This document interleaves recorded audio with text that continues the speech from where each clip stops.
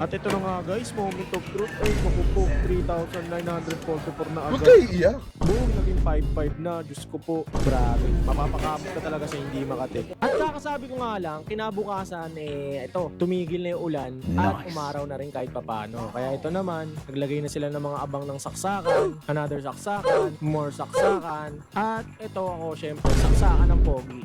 Baduy mo boy!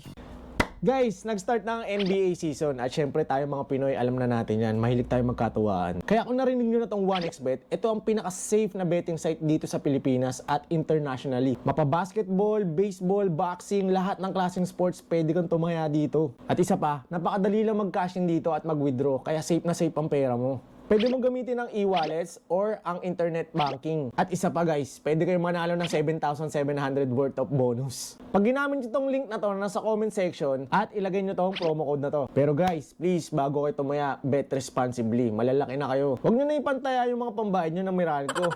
So paano guys, pag nanalo kayo, balatuan nyo na lang ako ah. What is up guys? Kaagising lang natin. Ito nga pala yung part 3 or part 4 ng ating room renovation nakatas ng Joyride at Small Business, no? So papakita natin sa inyo ngayon yung progress. Kung nakaraan na yung nakita nyo, guys, nasa kanan ko, dating bintana din yan. Bali, isasara natin yan at yan yung magiging pader natin o background pag nagsushoot tayo ng mga video. Medyo hindi pa nasasara yung mga pader. So ngayon, ayan, tuluyan na lang sinara yung pader. At ito pa pala ang hindi pa natatapos. Ayan, yung pader na yan, isasara din yan. Para ang tanging butas lang ay yung bintana at yung butas ng aircon. At saka syempre yung pinto. Ayan o, kita nyo naman guys. Malapit ng masarahan yan at ayun. At yan, kita nyo naman wala pa tayong kisame. So, abangan na lang natin sa mga susunod na mga araw. Makakabit na yan. Masarap talaga panoorin pag sabi ni kuya, kailangan haluin para dumikit maigi yung semento. Ayan. Oh, diba? Satisfying. At ito nga pala yung view sa labas natin guys. Oh, diba? Ang laki na ng improvement. Balikan nyo na lang yung nakaraang video para makita nyo kung ano na yung progress. At ayun nga, napinturahan na yung mga bakal na yan para syempre hindi kalawangin. Diyan nga pala ilalapat yung mga bubong. At dahil mainit, ito, print muna tayo ng mga label para sa mga order natin. Pagtapos niyan, nag-pack muna ako. Dahil wala pa tayong packer ng mga panahon ito. Guys, gusto ko nga pala magpasalamat talaga sa lahat ng mga bumibili ng pabango natin. Yung iba, hindi yung pabanguan. Pero karami yan, talagang sold sila sa mga amoy ng pabango natin. So ayun guys, maraming salamat sa inyo. Kundi dahil sa inyo, hindi tayo makakapagpagawa ng ganito. Salamat nga pala din dun sa nagpautang. At kung nakikita nyo guys, natambakan na ng buhangin yan. Nagtaas kasi tayo ng lapag. Yung mga strings na yan, yan nga pala yung level para pantay yung sahig. Susunod yan, tatambakan na rin yan ng semento at kikinisin. At ayun nga pala guys, shoutout nga pala dito sa dalawa nating masipag na karpentero. Grabe, strict yung duty nila guys. Nagsisimula sila ng alas 8 at ngayon alas 7 na, pangalawang duty na nila. Bali hanggang umaga na rin yan. Tapos bukas, papasok ulit sila para magtrabaho. Grabe, shoutout sa inyo, Boss Jan at Kibay.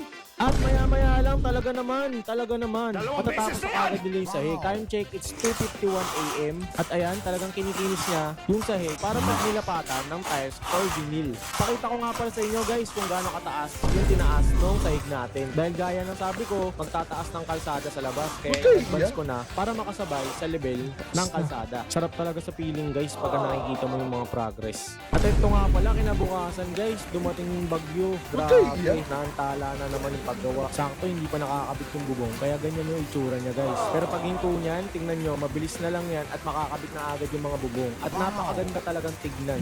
Masarap sa eyes.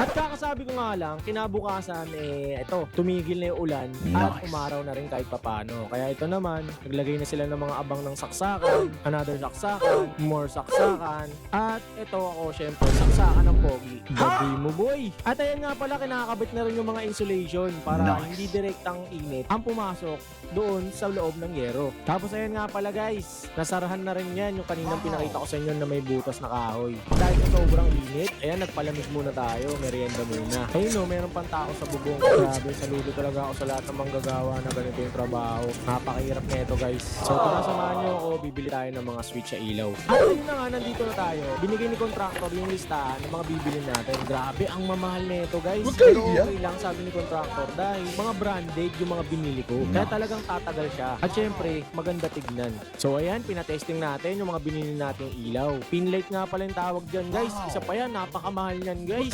Dahil hindi lang naman isang piraso ang ilalagay dyan. Bali 6 ata ang bibilin ko nito. Shoutout nga pala dito kay Kuya. Napakasipag mag-assist. At ayan, pinatesting pa natin yung iba nating binili. At syempre, bago natin i-checkout yan, talagang iisa-isay ni Kuya yan. Para siguradong gumagana at hindi na ako babalik. So dito guys, namimili ako kung 5 volts o 3 volts. Para sa akin siguro 5 volts na lang kasi para mas maliwanag. At ayan, gumagana na nga lahat. At tara, i-checkout na natin to. So ayun guys, bayaran na natin tong lahat ng binamili natin. At bibigyan natin ng sticker to si Kuya kasi solid to, solid mag-assist guys. Punta kayo dito sa Ace Hardware sa SM Center Las Piñas. Yan, bigyan natin siya ng sticker at maraming salamat sa iyo Kuya. Solid ka mag-assist, solid ka mag-sales stock. At ayun na lahat ng mga pinamili natin. Tara, bayaran na natin. At ito na nga guys, moment of truth. Ay, makupo, 3,944 na agad. Ayun po, umabot ko ng 6,000 guys eh. Tapos ayun eh, dubali na sa Ace Hardware naman tayo. Panigurado namang quality yung mga nabili natin dyan kasi branded. Grabe, mapapakamot ka talaga sa hindi makati. At ito na nga pala yung isang tawag dito, hindi ko alam tawag dito guys. Comment nyo na lang sa baba. Mahal din to, alam ko eh. Boom, naging 5,500 na. Ang alam ko dito, naging 6,000 nga to. So tara, dali na natin sa bahay. Let's go. At nang makauwi na nga ako, ganyan na yung tsura niya guys pag nakabit na yung bubong.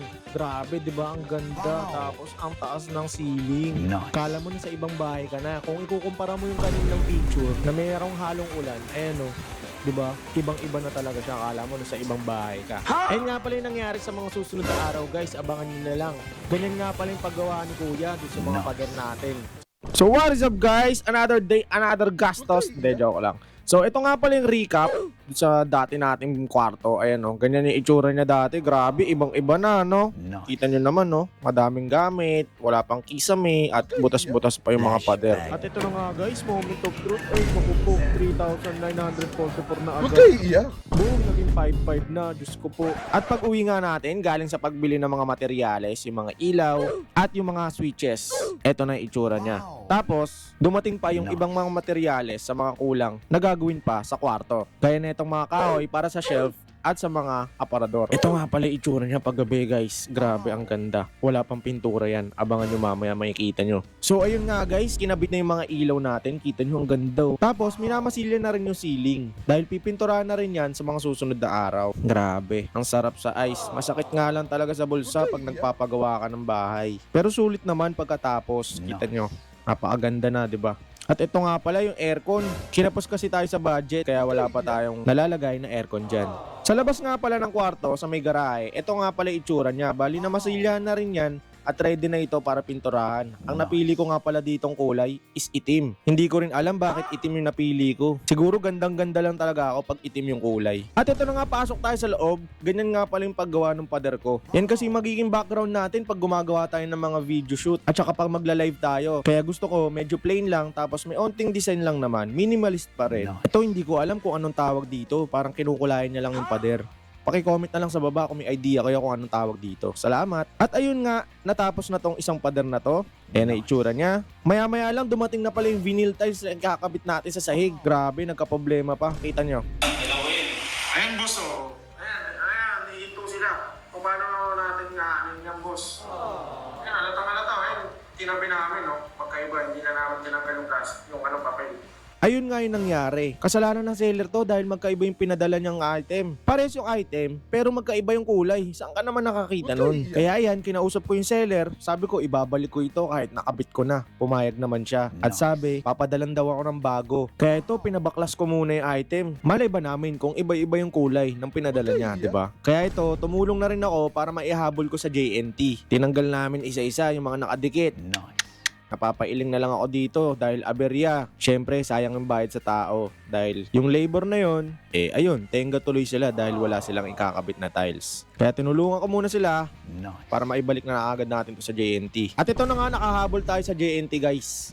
Okay naman kausap yung seller. Kaya lang abala talaga, nakakainis. Medyo nagkasagutan pa nga kami. Pero nagsorry din ako dahil sabi ko, pasensya na kayo sa mga nasabi ko dahil napuprostrate ako dahil gusto ko na talaga matapos at nagkaroon pa ng aberya. At pagkatapos nga dito, tumingin ako sa mga store ng mga tiles kaso mahal talaga. Kailangan talaga sa online na lang muna para mairaos lang gusto kong mangyari. At ayun, uuwi na tayo. Pag uwi natin, nagulat na lang ako. Bigla lang nakabit yung pinto. Ayun oh, 'di ba? Napakaganda. Salamat sa nagkabit nito. Solid talaga tong pagkagawa dito. Pati rin yung bintana, guys. Nagulat ako, meron na rin siya. Bagang! Ang sarap talaga titigan ng mga pinapagawa natin, no? Mas lalong nakaka-inspire para mag-work hard pa. At ayan, pasok ulit tayo dito sa kwarto. Butas pa yung aircon, wala pa tayong pambili. Pero nakakabit na yung cabinet. At yung pader matatapos na din. Ngayong araw lang yan. Shoutout nga pala dito sa mga gumagawa na ito. Ang sisipag nyo.